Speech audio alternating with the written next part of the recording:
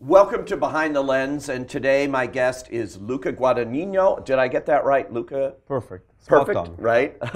Director of, well, I call it your trilogy of desire, but this one is Call Me By Your Name, the third in a trilogy. It occurred to me after I finished Call Me By Your Name, when I was going to show it in Sundance in the first place, and I had to think about it because I had to write something for the catalog, and I thought, in a way, there is something that unifies these three films. At the beginning, I thought, oh my God, it's another movie about rich foreign people lounging in the Italian summertime. Right. And I said, that's not a good thing to think about the movies, but what is the real thing that motivated making these films and retrospectively looking at them?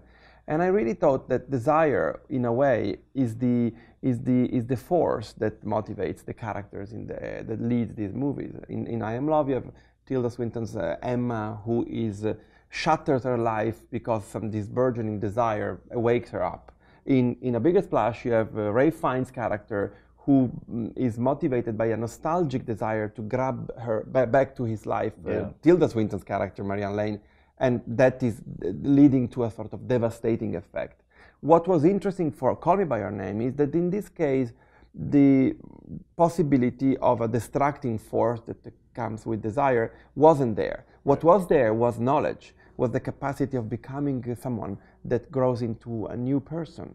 And so I thought that the conclusion of a trilogy about desire on a sweet note, on a note that encourages, I hope, our better impulses. And it does. It's a beautiful, I don't want to give away too much because this movie, Call Me By Your Name, is just rolling out, and a lot of people that are watching this haven't had the chance to see it yet as it gets to their town, but it has such an interesting ending of first love, of that kind of desire, of something that everybody can relate to, not just in this relationship, but I think everybody.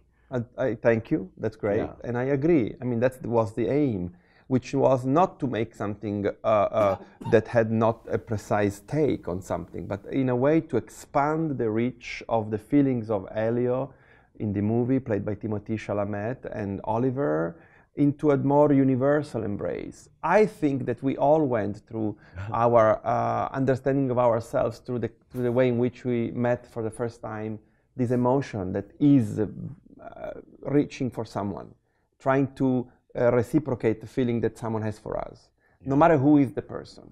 And so we don't want to spoil the film, make a spoiler of the film, but at the end of the movie, I got a Q&A, someone said to me, oh, don't you think it's sad? I said, no, it's not sad, it's actually joyful because, because Elio becomes a man.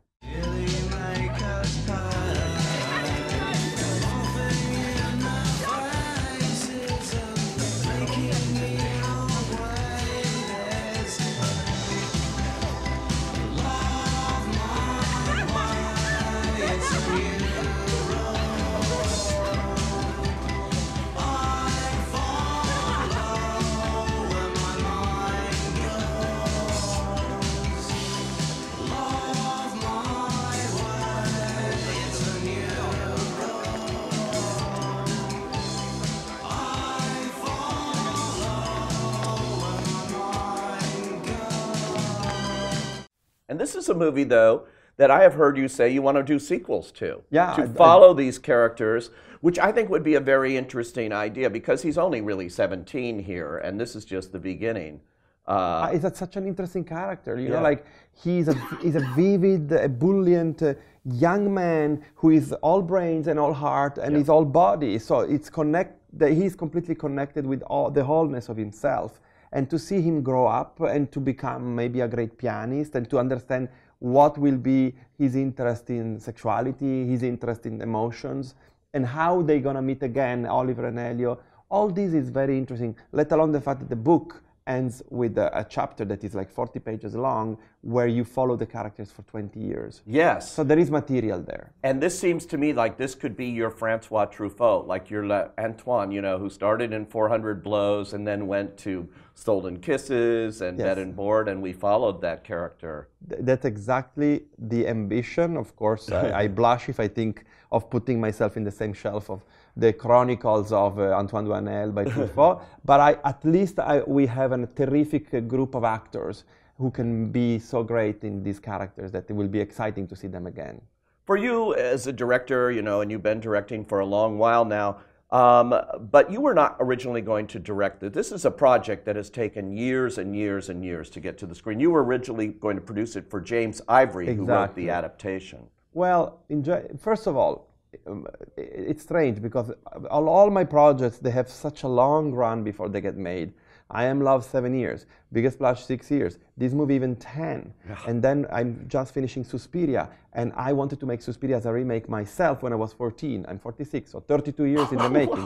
You know, like, so it's almost sounds normal for me, but it's kind of depressing. But anyway, I love directors. The people that I'm more interested into are directors. My partner in life is a director.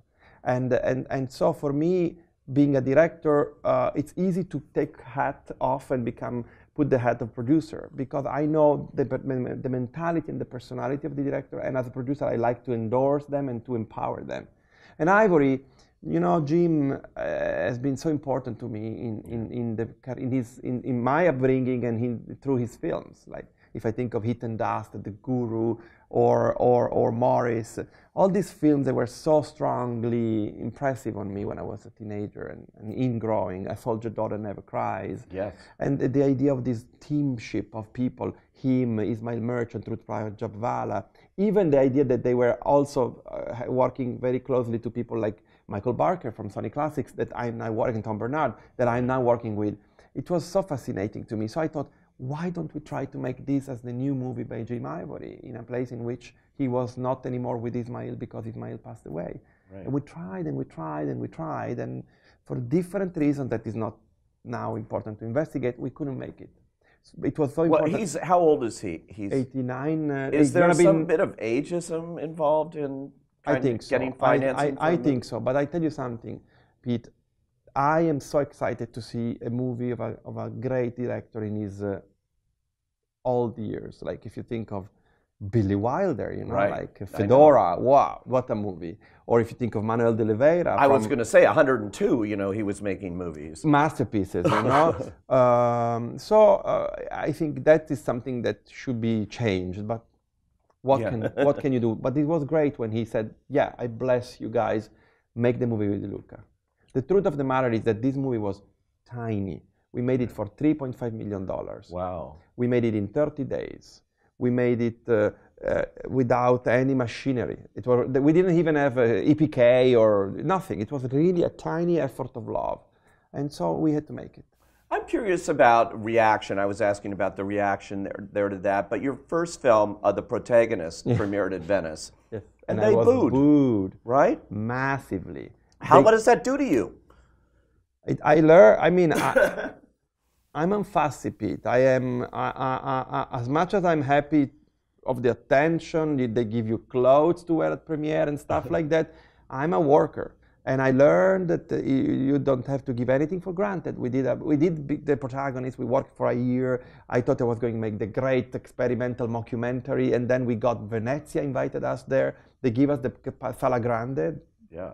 The 2 o'clock slot, and then they booed. It was like a storm of boos.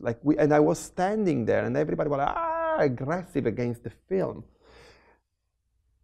And I said to myself, I love this movie, but I started to not expect much as a filmmaker. Oh. So, you know, like, I'm glad and happy that because I was quite young. I was 27 when I did that film. You know, like, success when you're young is a very double-edged thing. It's very dangerous. And so it's important that you understand that there is up and downs, that things are not always as you expected them to be. You know, that's, again, I learn every time I do something. Yeah. That was a very hard slap, though. Yes. But I did Melissa P., which was a movie with Sony International, and we made a huge opening. First, we opened the movie, no stars, no Italian stars, was no one, young kids. And we opened the movie in 2005, #1. And the second weekend was even better than the first weekend. Wow. Even we were against a Harry Potter, who took us #1, but our gross was huge. The movie made a lot of money. And so I said, okay, now I have a great success on my sleeve. And the movie was hated in Italy. And it became even more difficult for me to make films there. And that's when I decided that I was going to become myself producer.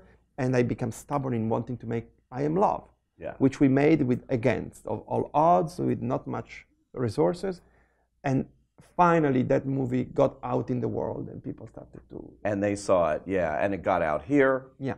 And which is hard, you know, in this day and age, for foreign language pictures and for anything, you know, that's not cookie cutter stuff, to get these kind of releases. I've heard Sony Classics, which is releasing Call Me By Your Name, say that the business has changed tremendously in this country for those kinds of films. It's true. I see that because I did, in the meantime, I did Call Me Bigger Splash. I saw how it changes. It's difficult, and the attention span is minimal.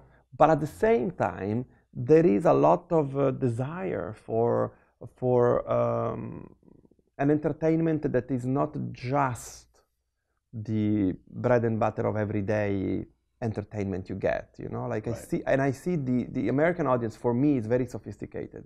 It's very courageous. They want to see things that challenges them. Yeah. You know, if you see a movie like Baby Driver, the smashing success of that film. And it's a movie that was made out of ingredients that were not the typical fare you get nowadays. And they followed Edgar in what he wanted to do. And it's extraordinary. It still had a lot of... Or Dunkirk. Yes, but it had a lot, exactly. But it had a lot of action elements to it, which audiences respond to. Your movies are actions of the heart. I was thinking that. I was going to say action of the earth. That's exactly what they are, you know. And I think a lot of that is also due to, when I look at your films, I see a very unique relationship, I'm guessing, but I think it's clear because it comes out on film, with your actors, with those people who you put in your films. There seems to be something you get from them that I haven't seen before. I would point to Armie Hammer. I've never seen him as vulnerable on the screen as I do see him here. I met him in 2010 after I Am Love with a very long meeting. And I realized that there was some turmoil inside this beautiful looking movie star. You know, there was something that was beneath the surface. And when I kept watching him in films like Lone Ranger, which I think is a movie very underrated, very beautiful film. Yeah.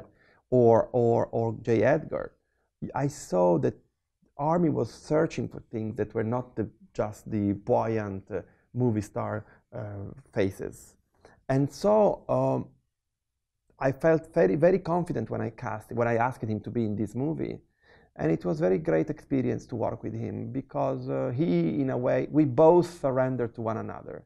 We decided that in order to make the intimacy of Oliver and Elio be true, we didn't have to have any kind of fencing. Yeah. And so it was a very strong relationship. But I love my actors. I love actors. I love actresses. And Timothy, you know, I had seen him in this movie, and I kept saying, you got to see this guy, Miss Stevens. This guy. I don't know who he is, but he's got he's a natural. He's just unbelievable. He's so ambitious in a great way. I like ambition. He wants to be great, and he has the chops to be great. He has the instruments in himself to be. He's a very intelligent young man, and he knows cinema in a way, in an instinctive way. He knows the camera.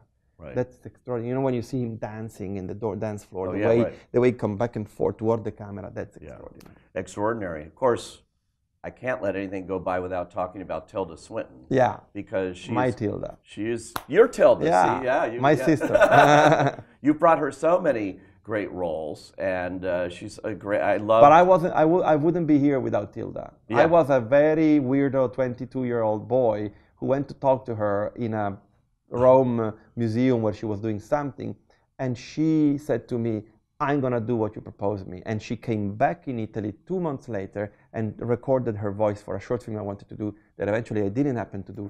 But she said yes, and she came. And she was already Orlando, Edo II, you know, like Tilda is an extraordinary human being. That's and an extraordinary performer. Yeah, that's somebody you know what to do with her on screen too. You two work so well together. Clearly. It's so funny. Every time we do something together, it's like being in that Barry Levinson movie Toys. Yeah, we have so many toys to play with, and it's powerful because like she's being such an incredible artist. You can say, Tilda, why don't you try this? And she says, yeah, and or she challenges me. Why don't you try that? It's fantastic. And wait until you see Suspiria. That's your next film, which you've completed, I guess. Almost, yes. Yeah. Thank you so much Thank for you, coming Pete. out. I'm very happy to be here. Yeah. Thank you so much.